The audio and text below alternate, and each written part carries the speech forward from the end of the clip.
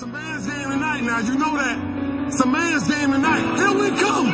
It's a man's game now. Put your hands on them and let's play. Put your hands on them and let's play. Let's see if they can play physical football today. Let's see if they can run without nobody touching them. You know what I'm talking about? Let's become great. You know how we do our thing. Follow me. Follow me. Hop on this back. Hey, make your career last as long as mine. Senior group, we're pretty senior heavy this year. We have about 23, 24 seniors right now.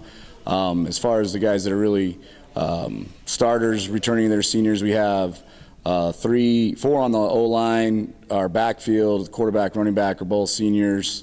We have 1 in the secondary, our nose guard, our inside linebacker. They're all seniors that are all starters. And then we've been working hard. We worked hard all spring, getting in the weight room.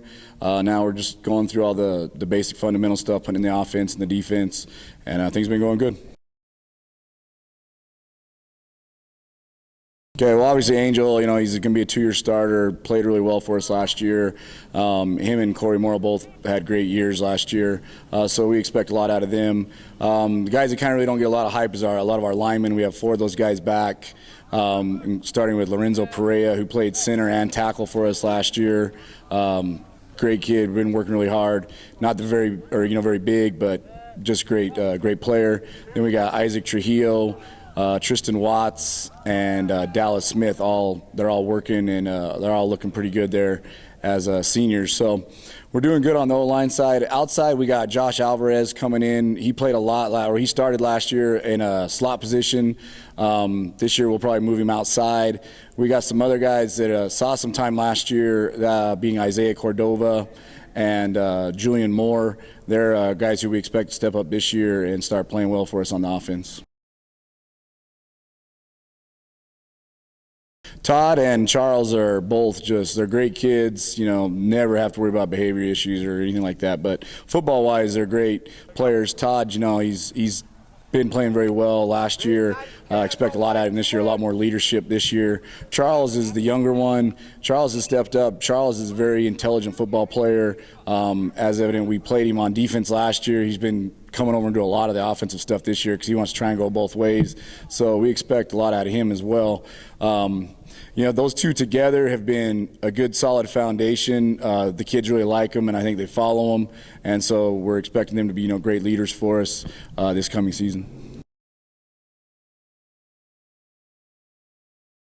D-line, obviously we lose Luke Spence, who's a huge loss, 3-year starter, but we do bring back our nose guard, who's, done really well for us last year. I expect big things out of him. We bring in a new guy this year, Jonathan Potter, who's a big kid, so we expect a lot of him at the end.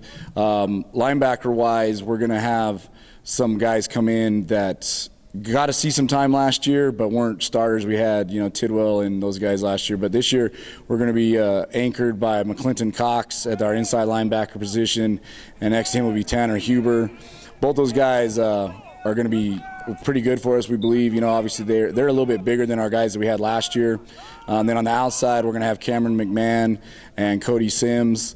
Once again, guys that played a lot of JV, got some varsity time, but they just need to step up and show that they can do it. In the secondary, we bring back our starting corner, Carlos and Perez. He started out every game last year except for the last game. He got hurt in the Mayfield game.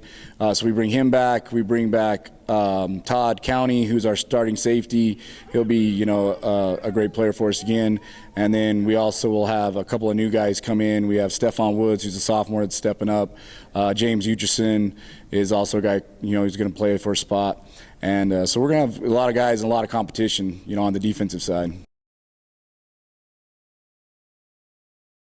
So we're going to kick off with Volcano Vista in the East-West. We got to play on a Wednesday night, which I wasn't happy about, but it's going to be pretty cool because we're going to be the first ever game in that stadium. So that's kind of cool.